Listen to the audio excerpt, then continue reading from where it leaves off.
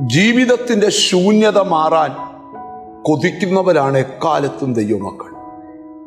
വല്ലാത്ത ശൂന്യത ഫീൽ ചെയ്യുന്ന ചിലരോട് കർത്താവ് പറയുകയാണ്, നിന്റെ ശൂന്യത മാറുന്നത് നിങ്ങളിൽ ദൈവവചനം വരുമ്പോഴാണ്. കൊലോസ്യർക്ക് എഴുതിയ ലേഖനം 3-ാം അധ്യായത്തിന്റെ 16-ാമത്തെ വാക്യം, ക്രിസ്തുവിന്റെ വചനം ഐശ്വര്യമായി സകല ജ്ഞാനത്തോടും കൂടെ നിങ്ങളിൽ വസിക്കട്ടെ. പിശാചിന്റെ തന്ത്രങ്ങളിൽ ഏറ്റവും വലിയൊരു തന്ത്രമാണ് നമ്മുടെ ഹൃദയത്തിൽ വചനം വസിക്കാതിരിക്കുന്ന അവസ്ഥ. യേശുക്രിസ്തു ഉപമകൾ പറഞ്ഞ കൂട്ടത്തിൽ ഒരു മനുഷ്യൻ വിതയ്ക്കാൻ പുറപ്പെട്ടു. വിതയ്ക്കുമ്പോൾ ചിലത് വഴിയരികിൽ വീണു, വേറെ ചിലത് പാറസ്ഥലത്ത് വീണു, വേറെ ചിലത് മുള്ളിനിടയിൽ വീണു, വേറെ ചിലത് നല്ല നിലത്ത് വീണു. ഇതെല്ലാം യേശുക്രിസ്തു വ്യാഖ്യാനിക്കുമ്പോൾ ഹൃദയവുമായി ബന്ധപ്പെട്ടാണെന്ന് ബൈബിളിലെ 4 സുവിശേഷങ്ങൾക്കകത്തെ പല ഭാഗത്തും വെളിപ്പെടുത്തിയിട്ടുണ്ട്.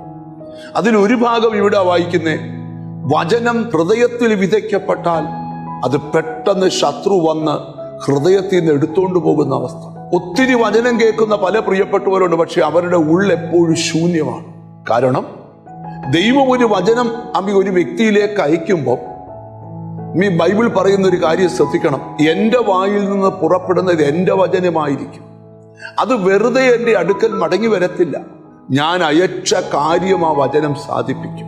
എന്നാൽ ഇട്ട വചനം അതിൻ്റെ ഫലത്തിലെത്തും മുമ്പ് നമ്മുടെ ഉള്ളിൽ നിന്ന് അപഹരിച്ചുകൊണ്ട് പോകുന്ന പിശാചിന്റെ വലിയ പ്രവൃത്തികളെ നമ്മൾ തിരിച്ചറിയും. അപ്പൊ ഇവിടെ മനസ്സിലാക്കേണ്ട ഒരു കാര്യം പറയാം, ക്രിസ്തുവിന്റെ വചനം ഐശ്വര്യമായി സകല ജ്ഞാനത്തോടും കൂടെ നമ്മളിൽ വസിക്കണം. യേശുക്രിസ്തുവിന് നേരെ പിശാച് യുദ്ധത്തിന് വന്നപ്പോ യേശു പിശാചിനെ ശാസിക്കുകയല്ല ചെയ്തത്, ഓരോരോ വചനങ്ങൾ പിശാചിന്റെ ചോദ്യങ്ങൾക്ക് മുമ്പിലേക്ക് ഇട്ടുകൊടുത്തു. വചനത്തിന്റെ നിറകുടമായിരിക്കണം പ്രാർത്ഥിക്കുന്നവന്റെ ഹൃദയം. 45 സങ്കീർത്തനം, എന്റെ ഹൃദയം ശുഭവചനത്താൽ കവിയുന്നു. പിശാച് വെല്ലുവിളിച്ചുകൊണ്ട് മുമ്പിൽ വന്നപ്പോ 3 വചനം യേശു അങ്ങോട്ട് ഇട്ടപ്പം പിശാച് യേശുവിനെ വിട്ടുമാറിയെന്ന വചനം.